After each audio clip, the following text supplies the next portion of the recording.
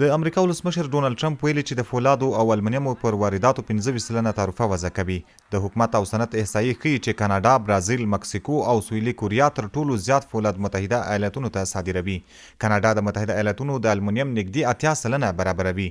ټرمپ خبريالانو ته دا هم ویل چې هغه به د فبرورۍ په 11 یا 12 ښایي په هغو هیوادونو باندې متقابل تعرفې اعلان کړي چې د مخه یې په متحده ایالاتونو د محصولاتو تعرفې لګولې دي. کارپوهانو ویلي دي چې تعرفې کولی شي د نړۍ اقتصاد ته زیان ورسوي. دوی دا هم په ګوته کړي چې په اصل کې به د فولادو او المونیم امریکایي مصرفونکي تاوان کوي، ځکه له دې وروسته مجبور دي چې دا مواد په لوړه بیه وپیري.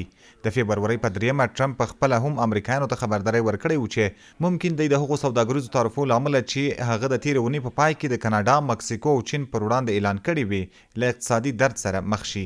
دا درې هیوادونه د امریکا تر ټولو لوی تجارتي ملګري دي. ټرمپ بیا په مکسیکو او کاناډا باندې تعرفې د 10 ورځو لپاره ځکه وځنډولې چې د یادو هیوادونو مشرانو له هغه سره په خبرو کې د ناقانونه کډوالو د ورتګ او مخدره موادو د قاچاق د مخنیوي په برخه کې د یو لړ اقداماتو ژمنې وکړي. د امریکا ولسمشر د اروپایي ټولنې پر توکو هم د تعرفو ګواښ کړی، ویلي دي چې دا به یقینا او ډیر ژر ولګول شي. ټرمپ له اوږدې مودې راهیسې د اروپایي ټولنې لخوا د امریکایي موټرو په اړه د 10 سلنه تعرفو په اړه شکایت کړی. په داسې حال کې چې د اروپایي موټرو په اړه د امریکا تعرفه 2.5 سلنه ده، که څه هم نرخونه په موټرو پورې اړه لري.